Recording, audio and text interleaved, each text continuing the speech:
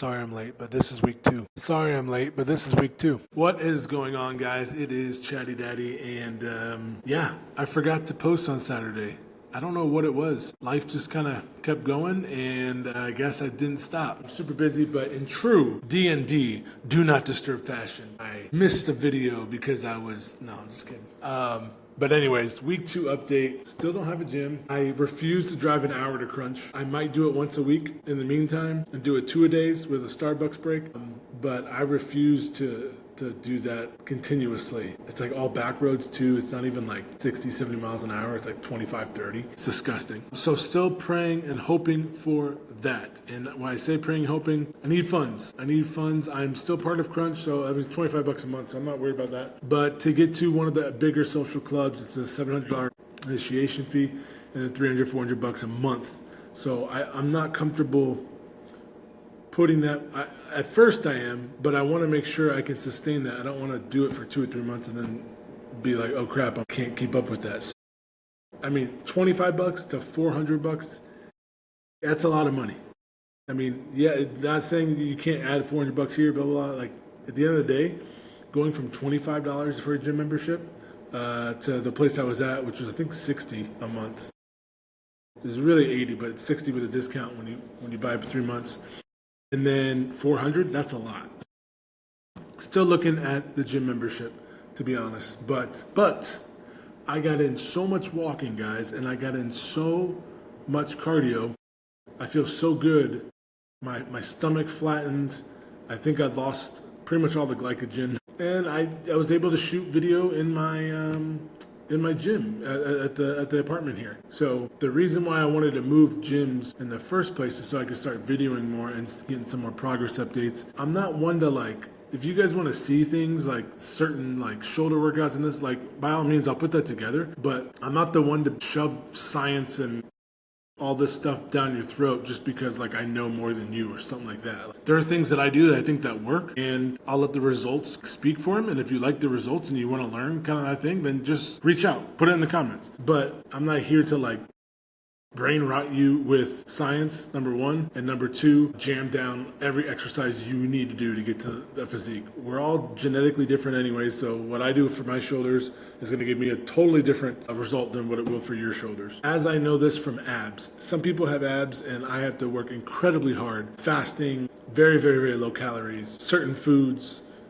just to get those things, bad boys, to pop out, especially for stage. But they are popping. Week 2 update. I don't know if you guys saw this, but week 2 update is out as well. I got the short out. I always would get the short out. But yeah, week 2 update's out. Looking a lot leaner, that's for sure. I think some of the bloat from July 4th and some of the bloat from having some different foods and just I think meat and cheese.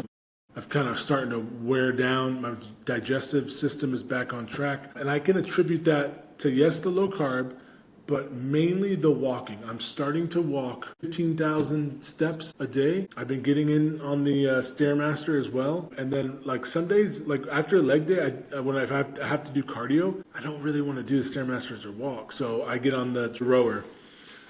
Give me a little bit more upper body cardio. But all that's going to be hit. Like I like to do the Stairmaster, okay? I've started to do the longer 45 minutes and it just crushes my soul. But like the arc trainer, if you've seen that in the gym, the rower, and any other kind of like exercise, I like doing 12, 15 minutes. If I could do 15 minutes here and 15 minutes there, then great. So like what I did this past week was 15, week 2 was 15 minutes on the rower, 15 minutes on the arc trainer, and then 15 minutes on the Stairmaster. And it kind of gave me a little bit of a switch while still burning a crap ton of calories and give me some variety. So that's how I kind of do it. And workout wise, it's been good. It's been good. I get no complaints here. I don't have the variety I would like to have, especially with the amount of weight. So a lot of it's a little bit lower weight. And right now I'm just using this time as, I don't want to say a deload because it's not really a deload, but as a functional period of training. And I'm really focused on the eccentric, going slower. So I can only go to 50 with dumbbells. And so with shoulder press, I'm going up and I'm counting down 5, 6, maybe 7 sometimes seconds. And I'm really controlling the weight. I think once I get to heavier weight, I think I'll be a little bit stronger. I'll be able to take on a little bit more. I feel good. I feel good. Some days I feel a little bit like weak because of the glycogen, because no sugar, doing keto. So I like to push through some things. It's a little tough. But you get enough calories in like that, and with keto, and you'll start going through that a little bit. It'll become easier and easier. So you're not gonna be your strongest, but you'll definitely feel more strength than like when you first get depleted and you're like, ooh, this is not good. So, or the end of the right before the show, the end of the challenge, end of prep. It's like, bro, this is not good. So, anyways, Chicago's beautiful. Went to Rise Yoga, by the way. Rise Yoga, shout out Rise Yoga. I'm gonna call it a social club. Friday mornings here in Chicago, crazy that I get up at 4:45, get on my bike at 5, bike down 5:30, half-hour bike ride down to the good old Oak Street Beach, which is where they do AVP. And I think Pilates would be a great addition. It'd be a great X factor for bodybuilding because it trains a part of the core that like most people don't train. And it's not all weights, right? That's the key. I think we get so tangled up in like weights, but there's plyo training, there's bar training, there's Pilates training, there's yoga, all this stuff that can really help with the core or help with different muscles and different areas of your body, and that could really help build. So I'm looking forward to next week jumping into Pilates again over here in Chicago. And that's really why I want to join the gym, because they have bar, yoga, and Pilates classes going on, and I just want to be able to jump in like twice a week. One on a Monday, one on a Thursday, one on a Tuesday, one on a Saturday, Friday, whatever. Because I think it gives me that little bit of edge, and it also gives me a little bit more variety. I'm like a variety freak. Like, I shouldn't say variety freak. I just like to spice things up. I like doing my routine in the gym, so keeping that consistent, but then like adding like, oh, let's go try yoga this week. Let's go do Pilates. Let's go do hot yoga. Oh, let's go play pickleball. Like, I like that little extra something to give me an edge. So whatever the edge is for you, for whatever the edge is that I'm trying to get, it's usually something that's different, and it's something that like everybody can walk 15,000 steps. I'm doing that, so that's not my edge. Lifting, everyone's got a schedule, whether it's the same or not, whatever. Everyone's doing that. I don't have that. I don't have an edge. But can I add the Pilates? Pickleball, you start playing pickleball, and 2-3 hours later, you've burned 800 to 1,000 calories, maybe even more, depending on how you're playing, how hard you're playing. And it's like the fastest time that goes by. So, anyways, that's pretty much all I have. I think I've rambled enough about gyms and stuff like that, but week 2 looking good. Got 10 weeks left, guys. 10 weeks left. The show is September 27th. My second show, it is a natural show in Texas, and it also is men's physique. Men's physique. So everyone's asking me about like the Speedos and this and that. I'm like, bro, I just wear the board shorts.